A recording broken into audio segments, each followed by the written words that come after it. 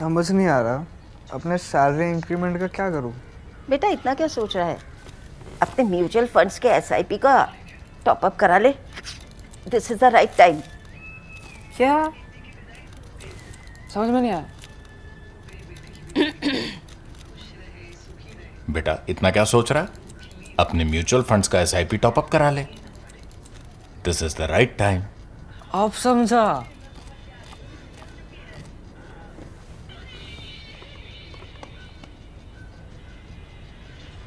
Mutual fund investments are subject to market risks. Read all scheme related documents carefully. Former Odisha Chief Minister Navin Patnaik may be thanking his lucky stars today. In 2018, his government secured a resolution in the State Assembly to form a legislative council. In 2022, the then Union Law Minister Kiran Rijiju told the Rajya Sabha that the centre had not received the resolution. That's the last time one heard of it. Anyway, the BJP and the BJD often played friendly ping-pong matches until they fell apart. Patnaik must be relieved today that there is no legislative council in Odisha. Remember what happened in Maharashtra in June 2022? On the 10th of June, the BJP, I'm talking about Maharashtra, on the 10th of June, the BJP won 3 of the 6 Rajya Sabha seats.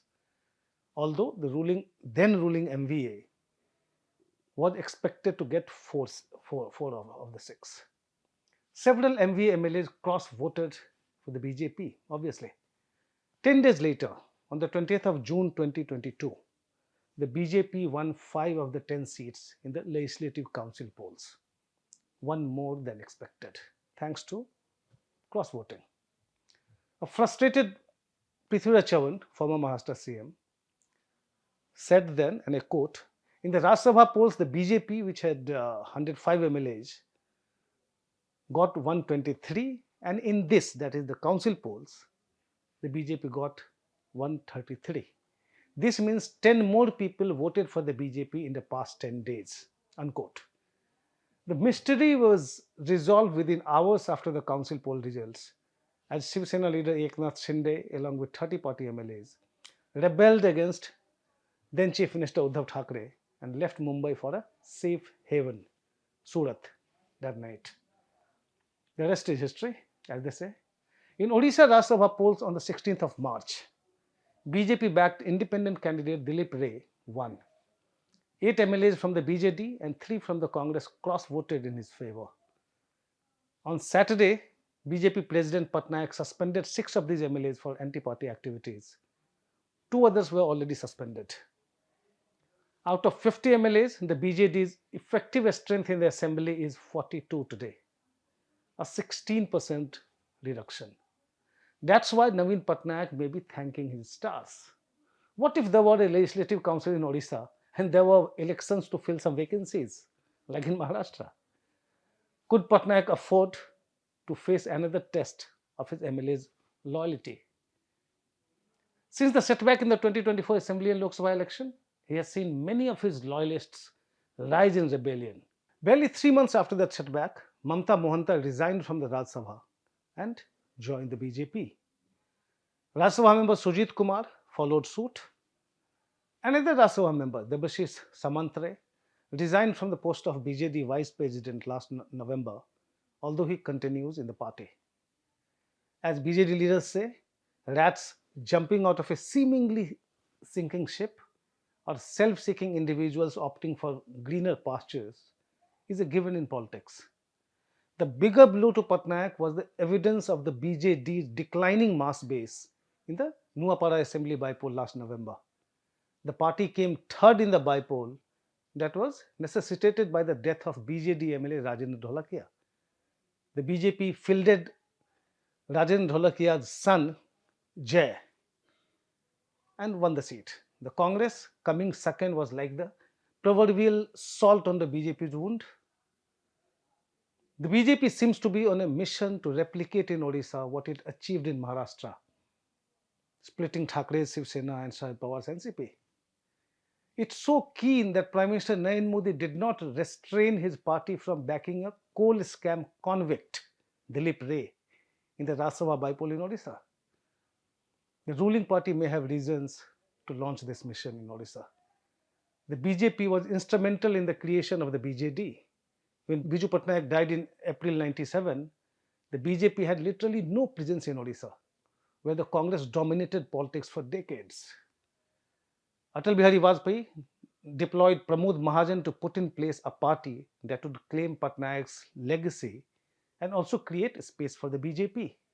Pramod Mahajan roped in senior BJD leaders and Biju confidants like Dilip Ray and Bijay Mohapatra to prop up the ex-chief minister's son Navin Patnaik, who spoke no Odia, ran a boutique in a five-star hotel in Delhi, loved Dunhill cigarettes, and enjoyed famous grouse whiskey every evening, as my friend Ruben Banerjee writes in his brilliant authoritative biography, Navin Patnaik.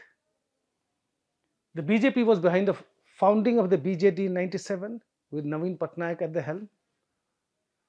In 2009, Patnaik dumped the BJP as an ally. The BJD's creator must have felt like a jilted lover, used and thrown. 17 years later, the BJP would like to destroy what it had created. If and when it does that, Odisha is likely to become a Gujarat-like fort for the BJP, almost opposition mukt, opposition free, because the Congress never showed the will to fight. Navin Patnaik could be the last man standing between the BJP and its dream of invincibility in Odisha. He will turn 80 in October, and he has not bothered to groom a successor, as if he thought the BJD's relevance was limited to his political life, almost coterminous. The BJP is counting on this, of course. It chose a CM, Mohan Maji, who would not quite measure up to his predecessor and probably is not even expected to. His government can be run from Delhi. Principal Secretary to Prime Minister Modi, P.K. Mishra, is from Odisha. And Ashwini Vaishnaw, the third most powerful minister in the Modi government after the PM and Home Minister Amit Shah, served as an IAS officer in the Odisha cadre. Modi-Shah, therefore, don't really need an administrator to govern Odisha. Certainly not someone with an independent mind and a big political stature. That's probably why they denied the job to Union Minister Dharmendra Pradhan. Installing a tribal CM makes for good optics. It's another matter that Majhi's confidant, Prasanna Sarangi, a retired state administrative service officer, now appointed OSD cum special secretary to the CM, is making waves in the power corridors as the go-to man for everything. Meanwhile, Odisha Governor Hari Babu is also super active, reviewing the government's welfare programs and schemes. Last heard, he was advising public sector undertakings and companies to get listed on the stock market. The BJP may not be much concerned about Majhi's ability to deliver. He can get by without making big splashes. Odias are not known to be very exacting. They tend to exemplify what global investor Ruchi Sharma said about Indians: a spiritual acceptance of slow progress. A few welfare schemes here, some infrastructure projects there, and an unobtrusive, low-profile governance model, they work just fine. That perhaps explains the uninterrupted 24-year reign of Navin Patnaik.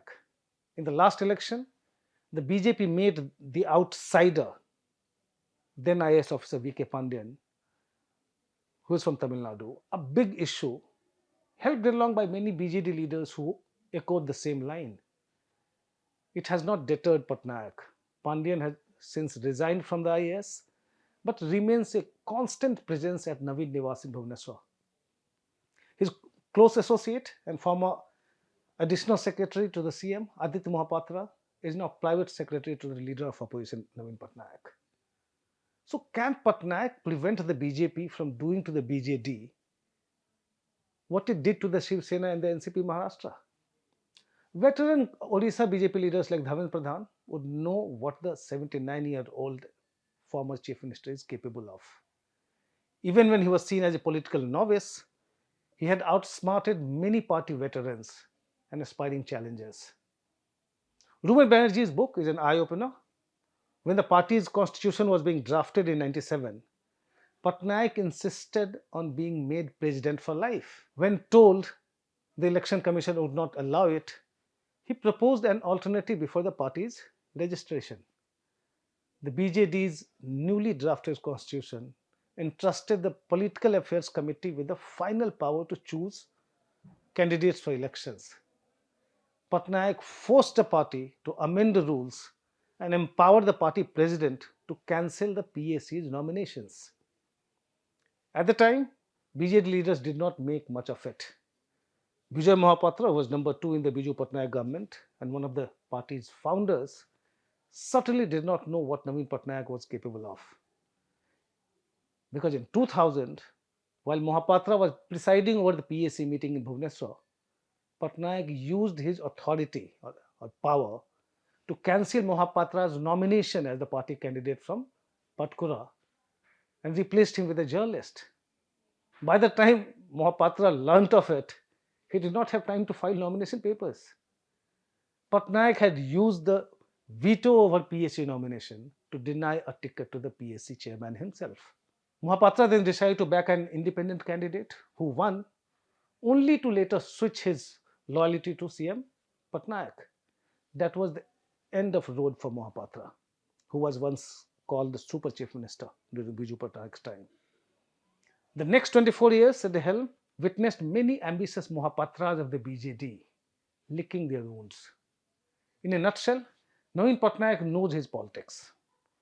With a back to the wall now, the reclusive politician is suddenly doing what he seldom did before, coming to the assembly daily, making interventions, giving statements to TV channels, and hitting the street. Only last week he met people injured in the deadly fire incident at the SCB Medical College and Hospital. Patnaik has been meeting party MLAs and office bearers more frequently than ever. He is showing firmness in dealing with his party detractors, which was evident from the way he suspended 2 MLAs in January, weeks before the Rajya Sabha elections. He chose to even join hands with the Congress, a party that he fought against from the very first day as a politician. But his chips are down.